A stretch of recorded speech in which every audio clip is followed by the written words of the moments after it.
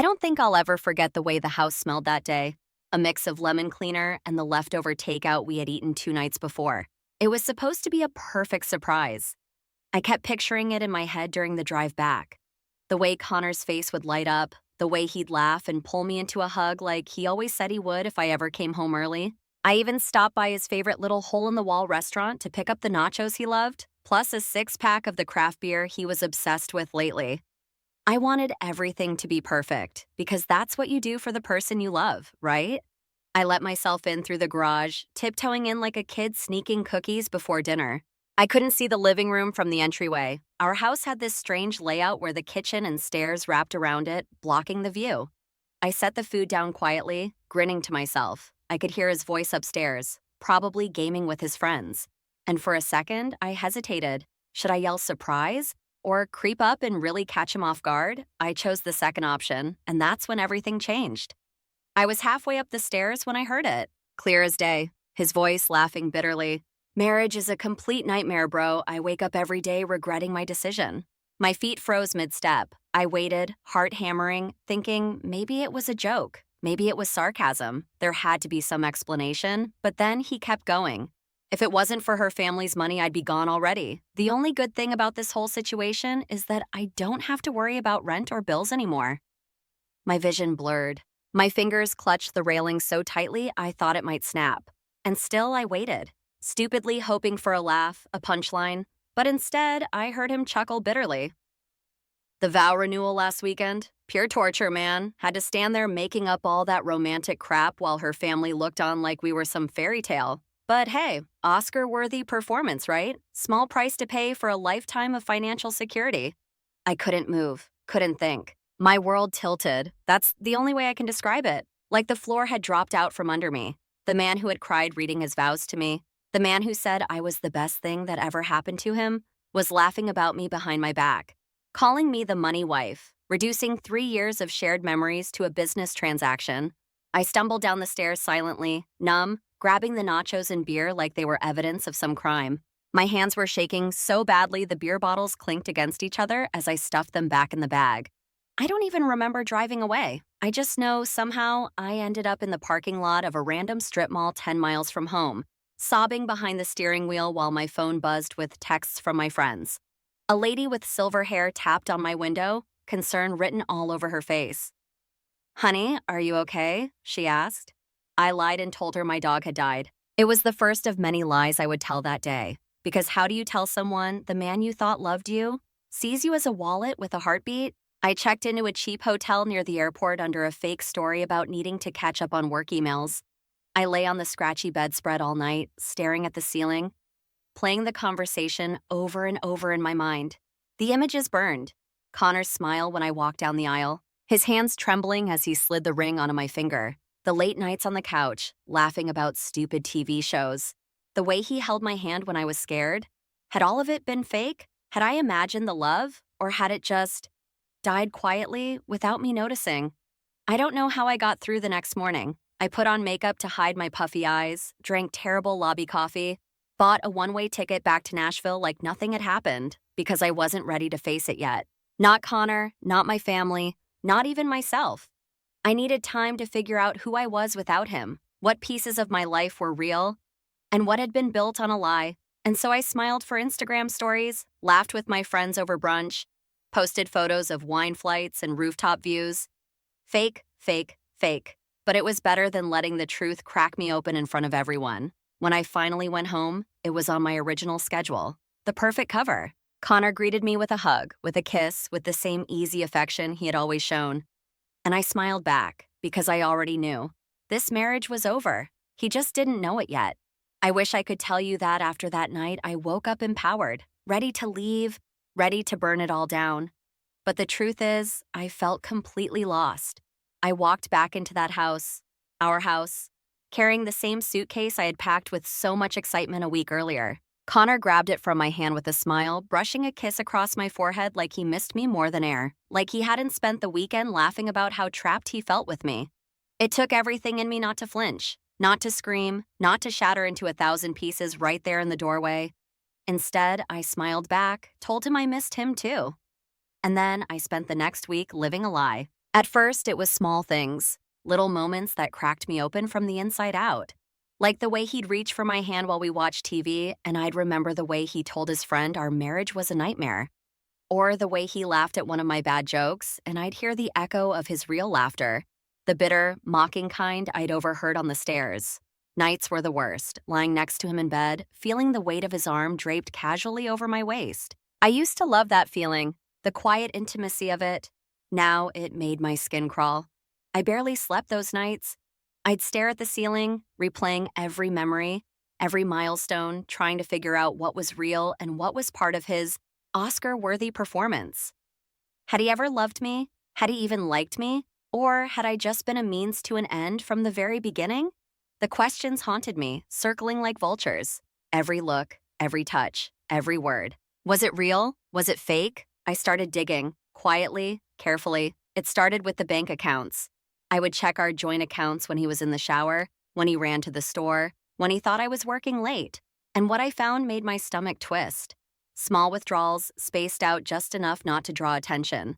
200 here, $300 there, sometimes even $100, never enough to trigger a conversation.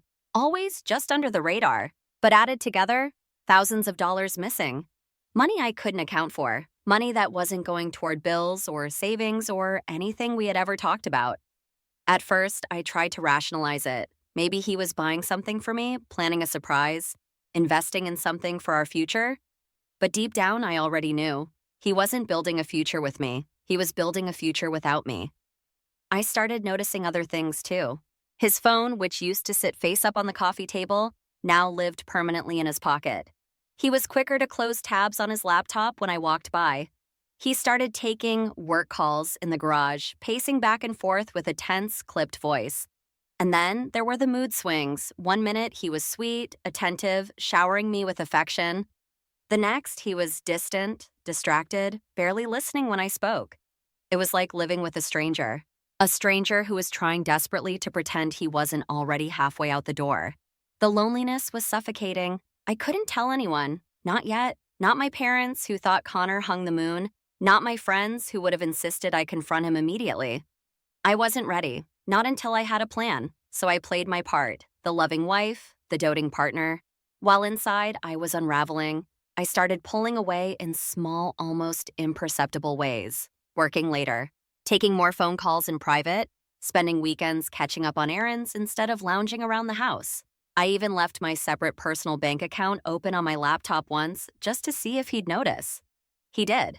His eyes lingered a little too long on the screen before he casually asked what I was working on. Just paying some bills, I lied, smiling sweetly. The tension that flickered across his face was all the confirmation I needed. He knew something was shifting. He just didn't know how much. The breaking point came on a Saturday afternoon. I was at Target, wandering the aisles aimlessly, pretending to shop when, really, I was just avoiding going home, when I realized I had 17 missed calls from Connor. 17. By the time I made it to the checkout, it was 27. I called him back, pretending confusion, and he practically jumped through the phone. "Where were you? Why weren't you answering? I thought something happened." I laughed it off, telling him I must have left my phone in my purse while shopping. But deep down I knew. He wasn't worried about me. He was worried about losing control. The next day, he brought me flowers. My favorite, peonies and white roses. The same flowers he brought me after he proposed. He said it was just because. But I knew better. He was trying to fix something he didn't even understand he had already broken. And me? I smiled, thanked him, placed the flowers in a vase by the kitchen window. And with every passing day, every passing lie, I felt myself growing stronger because I wasn't just surviving anymore. I was planning. I used to think heartbreak felt like a thunderclap, loud, sudden, impossible to ignore. But the real kind, it's quieter than you'd expect. It's sitting in your car outside Target, holding a bag of paper towels you don't even remember buying and realizing you're done. Not angry, not even sad. Just, well, I'm done. That's when the shift happened inside me. Small at first, like a hairline crack through ice, but it grew slowly and surely until I couldn't pretend anymore. I wasn't confused. I wasn't lost. I wasn't waiting for some miracle to fix what was broken. I was waking up, and I needed a plan. I spent that night sitting on our living room couch, the same one we had picked out together 3 years ago when we were still in the honeymoon phase. Making lists. Lists always made me feel safe, like maybe if I just got everything out of my head and onto paper, I could survive it. Things I needed to do: secure finances, move valuables out quietly, gather proof, find out how deep the deception went, prepare for a clean exit. I stared at that list for a long time, pen tapping against the coffee table, while Connor snored upstairs, oblivious. It wasn't just about protecting myself anymore. It was about reclaiming the parts of me that I'd handed over so blindly. Step 1 was locking down money. I spent the next few days moving small amounts from our joint account into my personal one. Tiny transfers, nothing dramatic enough to raise red flags. I called my personal bank too, upgrading all the security settings, adding secret questions, changing passwords, made sure my financial life was airtight. It felt sneaky. It felt wrong. But I kept reminding myself, Connor had made the rules the moment he decided to turn our marriage into a transaction. I was just playing by them now. Step 2 was gathering proof. I started paying attention like never before. I noticed how often he worked late, even when there were no big projects at his office. I noticed the second phone he kept tucked into his gym bag, a burner phone, cheap and old, but working. One afternoon, while he was in the shower, I found it. The code was scribbled on a sticky note, carelessly slapped to the back. He never was good with passwords. When I unlocked it, my heart stopped. There were dozens of messages to someone labeled simply D. Plans, money transfers. Talk of just a little longer, and soon we'll have everything we need. I took photos of everything, emailed them to myself from a secret email account Loretta had helped me set up. I didn't confront him, not yet, because confronting him would have given him the chance to lie, to spin, to weasel his way out. I didn't want an apology. I didn't want a confession. I wanted control. The next big step was finding out just how deep this went. I dug through old financial records, receipts, credit card statements. At first, I wasn't sure what I was looking for, but patterns started to emerge. Every trip back to his hometown, a withdrawal from our joint account within 24 hours, hundreds, sometimes thousands of dollars. No receipts, no explanations, and always just vague mentions of helping out a friend if I asked. I found out later that friend was actually his ex, the same woman he had promised to marry before he met me. Apparently, she was still waiting, still counting on him, and he was funding her life with my family's money. When I realized that, something inside me finally snapped. Not with anger, not with grief, with clarity. I spent years loving a ghost, a carefully curated version of Connor that never truly existed. The real Connor was a man who smiled while stabbing me in the back, who kissed me goodnight while texting someone else about our future. And I was done playing the fool. Step by step, I started reclaiming my life. I called a lawyer, not our family's lawyer who knew Connor too well, but someone Loretta recommended, someone completely outside our social circles. I secured my valuables, jewelry, heirlooms, important documents, and stored them in a safety deposit box only I had access to. I started documenting everything, every suspicious transaction, every text, every moment that confirmed the man I married was not the man standing in front of me. And I waited. I waited for the perfect moment to pull the rug out from under him the way he had done to me. Slowly, methodically, without mercy. Meanwhile, Connor seemed blissfully unaware. He kept trying, little gestures of affection, suggestions for romantic getaways, talks about starting fresh. He didn't realize he was already living on borrowed time. He didn't realize the walls were closing in. And me? I smiled. I kissed him goodnight. I went on errands and work calls and girls' nights, and all the while, I stitched myself back together, one quiet, deliberate act at a time. Because the woman he thought he married, the woman who would quietly endure, quietly suffer, quietly forgive, she was gone. In her place was someone new, someone who knew better now, someone who wasn't afraid to burn down everything to save herself. The day of the confrontation didn't feel grand or cinematic. There were no slammed doors, no dramatic music. It was an ordinary Saturday morning. Sunlight spilling through the kitchen window, coffee brewing, Connor humming off key to a song on the radio, almost like it was just another normal day. Almost. I had planned everything carefully, down to the smallest detail. We sat down at my parents' house under the pretense of a family financial meeting. Connor thought we were there to discuss some boring paperwork about trusts or estate plans. He had no idea. When Mr. Bradshaw, our longtime family financial advisor, entered the room carrying a thick folder, Connor didn't even flinch. He probably thought it was full of documents he could somehow worm his way into. But when my dad slid that folder across the table and said, "Connor, before we begin, is there anything you'd like to tell us?" I saw it, the brief flicker of panic in his eyes, the quick calculation behind his forced smile. "No, sir," he said smoothly. "Everything's great." My mom tightened her grip on her coffee cup so hard I thought it might shatter. Dad nodded, slow and deliberate. Then he opened the folder and out spilled everything. Screenshots of Connor's bank withdrawals, transcripts of the burner phone messages to D, a printed copy of the conversation I had overheard, the one where he called our marriage a nightmare, the vow renewal pure torture, and me the money wife. Connor's face drained of color. He opened his mouth, but no sound came out at first. When he finally managed to speak, it was a mess of half-formed excuses. Stress, misunderstandings, venting. He claimed everyone says dumb things they don't mean when they're frustrated. "It didn't mean anything," he said desperately, looking straight at me. "You have to know that. I love you." I just sat there, calm, detached, watching the house of cards he had built collapse around him. Mom wasn't so calm. "You're a parasite," she said, voice shaking with fury, "and I'm ashamed we ever welcomed you into our family." Connor turned to my dad for backup, but found nothing there but cold disappointment. Mr. Bradshaw calmly explained the new reality. Connor was being formally removed from all family accounts and trusts.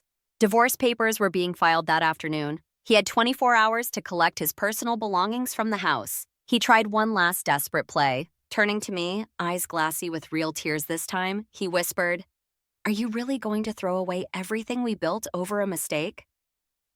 I looked at him, really looked at him, at the man I had once thought was my forever, at the stranger sitting across from me now. "You threw it away the moment you decided I was just a bank account to you," I said softly. And that was it. The meeting ended. Connor left, shoulders hunched, face gray.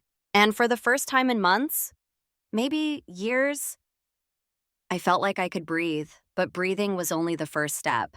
Healing would be another battle entirely. The first night after he left, the silence in the house was deafening. I sat in the middle of my living room, surrounded by the remnants of a life I had fought so hard for, and just let it all out. Grief, rage, relief. I cried until there was nothing left, until I felt empty enough to finally start over. I packed up everything that reminded me of him. Photos, his old hoodies, the cheap cologne he thought made him smell expensive. Boxed it all up, drove it to a donation center and dropped it off without looking back. I changed the locks on the house, repainted the walls, donated the stupid "Where Your Story Begins" sign that had once seemed so hopeful. It was my house now, my story, and I was the one writing it. I went back to therapy, something I had let slide when I got too busy playing the perfect wife. And slowly, piece by broken piece, I started putting myself back together. There were setbacks, of course, days when anger consumed me, nights when loneliness gnawed at my resolve, but each time I reminded myself, I chose this, I chose me. Connor had built a relationship on lies, I was building a life on truth. I learned to sit with the discomfort, to mourn what I thought I had without wishing to go back to it, because the truth was, what I missed wasn't real. It was the version of Connor I had created in my mind, not the man who had stood beside me all those years. One morning, about a month later, I woke up before sunrise and made coffee in my quiet kitchen. The sun was just starting to streak pink and gold across the sky. And for the first time in what felt like forever, I realized I didn't miss him. I didn't miss us.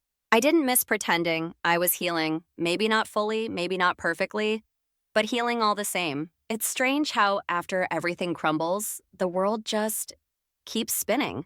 The sun still rises, the mail still gets delivered, people still honk at you in traffic. Life doesn't stop for heartbreak. It doesn't even slow down. And maybe that's a blessing.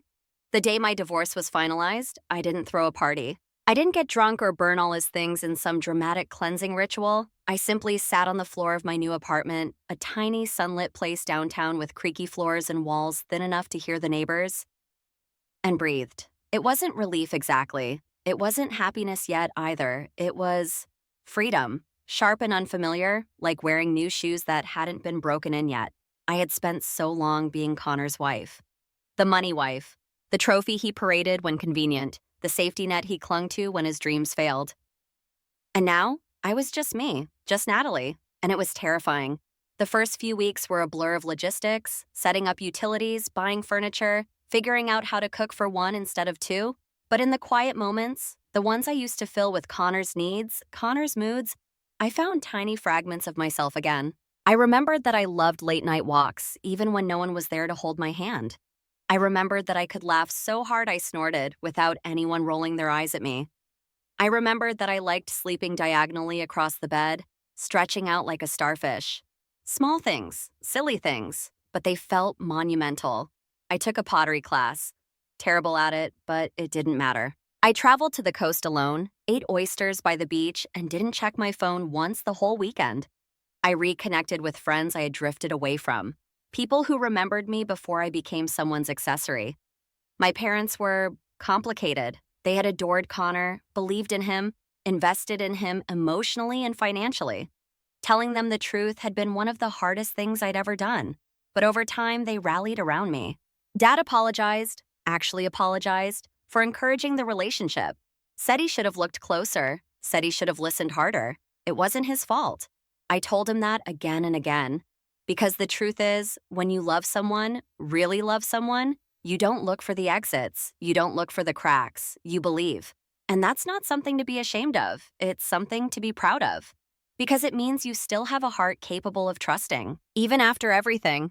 And that's a superpower. Connor tried to reach out, of course, emails, texts, a letter he left in my mailbox. This long, meandering apology about how he lost sight of what mattered and got caught up in fear. I read it once, then I shredded it, not out of anger, out of mercy, for him, for me, because I wasn't carrying his shame anymore. That wasn't mine to hold. According to Loretta, who always somehow has her finger on the pulse of everyone's business, Connor is dating someone new now, someone younger, someone wealthy. Maybe he found exactly what he was looking for. Maybe not. Either way, it's not my story anymore. And God, that feels good to say. These days, my life isn't perfect. Some nights are lonelier than others. Some mornings I still wake up and reach instinctively for someone who isn't there. But I'm building something new, something real. A life rooted in honesty, even if it's messy and imperfect. A life where I choose myself every single day. I'm not the money wife. I'm not the collateral damage of someone else's ambition. I'm just Natalie. And for the first time in years, that's more than enough. If you were me, what would you have done? Would you have stayed silent longer? Would you have confronted him right away? Would you have given him another chance? Or would you, like me, have chosen yourself? Even if it meant tearing your whole world apart to do it? I really want to hear your thoughts, because healing isn't just surviving, it's sharing. And sometimes, sharing is how we save each other.